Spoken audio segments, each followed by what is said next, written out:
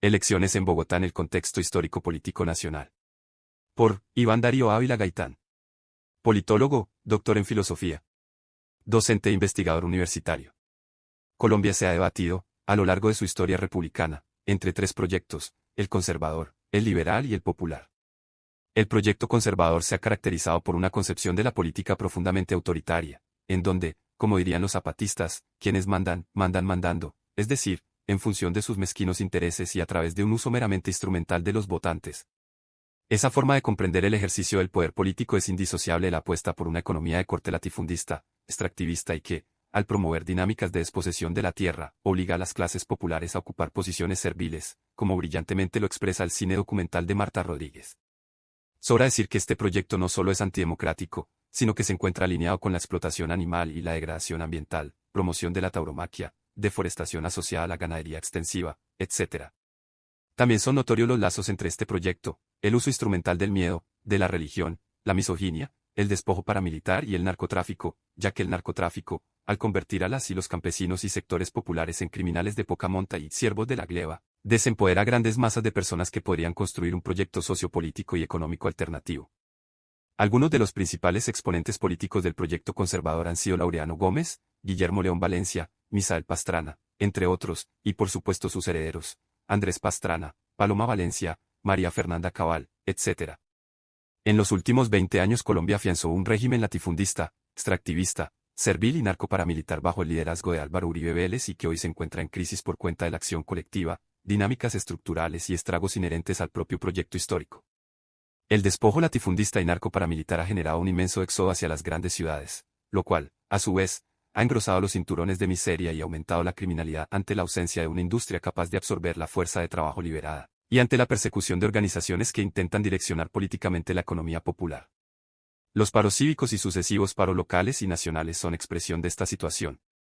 Respecto al proyecto liberal, encontramos una apuesta por afianzar élites que, en confluencia con una parte de los sectores populares, permitan una mayor distribución de la tierra, de tal manera que no solo se robustezca la economía nacional en dirección a garantizar la soberanía y seguridad alimentaria, sino a reducir las relaciones serviles.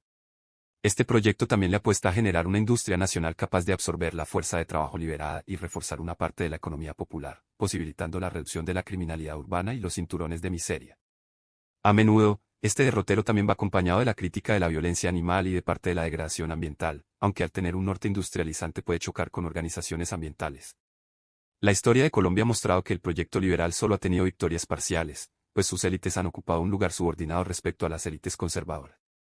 Sus pequeños triunfos han sido fruto del acercamiento a sectores populares organizados, como lo demuestra la Revolución en Marcha de López Pumarejo, los gobiernos liberales del Frente Nacional y cierta izquierda liberal encarnada en personajes como Carlos Gaviria.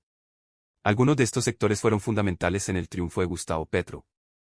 Finalmente, el proyecto popular, en donde lo popular implica diferentes grupos, clases y fracciones de clase históricamente excluidas, campesinos despojados, indígenas, trabajadores, comunidades negras, jóvenes, mujeres, algunas organizaciones ambientales y animalistas, etc., ha sido perseguido, proscrito y violentado tanto por élites conservadoras como liberales, puesto que pone en duda sus privilegios coloniales heredados. Dicho proyecto se ha expresado, especialmente, a través de la resistencia, incluso armada y con el tiempo degradada, y dejando su huella, sus marcas, en la institucionalidad, como ocurrió, por ejemplo, con una parte de la Constitución de 1991. Se trata de un proyecto que, en los últimos años, apela a la redistribución de la riqueza, a la comprensión de los cargos políticos como cargos de servicio en función de los intereses populares y colectivos en general, que puja por la restitución de tierras despojadas y su redistribución y que le apuesta al fomento de la economía popular y campesina, a menudo alineada con apuestas agroecológicas. En confluencia con una parte del proyecto liberal, también le ha apostado por la extensión de la educación pública y la garantía de esta y de la salud como derechos fundamentales. Sin embargo, tras el Frente Nacional, los proyectos liberales y conservadores tendieron a confluir cada vez más, a tal punto que el mayor exponente del conservadurismo en Colombia en los últimos años, Álvaro Uribe, era de proveniencia liberal. Lo que ha ocurrido en los últimos años es de una magnitud que no podemos desestimar. El inconformismo generalizado, la policrisis global y los estragos del proyecto conservador, unidos a la claudicación liberal, permitieron que las fuerzas populares, por primera vez en la historia de Colombia, tuvieran la posibilidad de expresarse, con muchas dificultades, al nivel de la dirección del Estado. Esta ha sido una victoria frágil, pues una forma de Estado y un régimen no se transforman en 4 años, ni siquiera en 10, pero los pasos en la dirección adecuada han sido significativos. La administración pública funciona con una cultura política producto de, literalmente, cientos de años de dominación oligárquica, conservadora y liberal. Los medios de comunicación están en manos de estas pequeñas pero poderosas élites. El ejército no ha asumido una doctrina de servicio a los intereses populares y el bien colectivo. El narcotráfico está arraigado en todas las instituciones e irriga la economía nacional, y la lista podría seguir.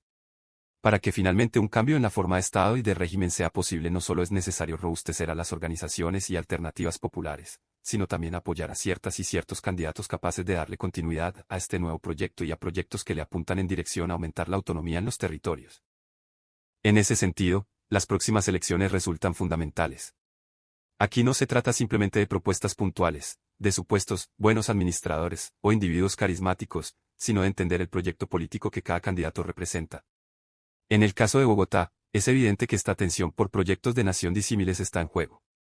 Juan Daniel Oviedo, cuya carrera se ha desarrollado en el seno tecnocrático del conservadurismo, de la mano de personajes como Pastrana, Duque y el Centro Democrático en general, es la estrategia de un desacreditado y descolorido proyecto conservador para tomar el poder en Bogotá y convertirse en un bastión de oposición inmenso al gobierno nacional.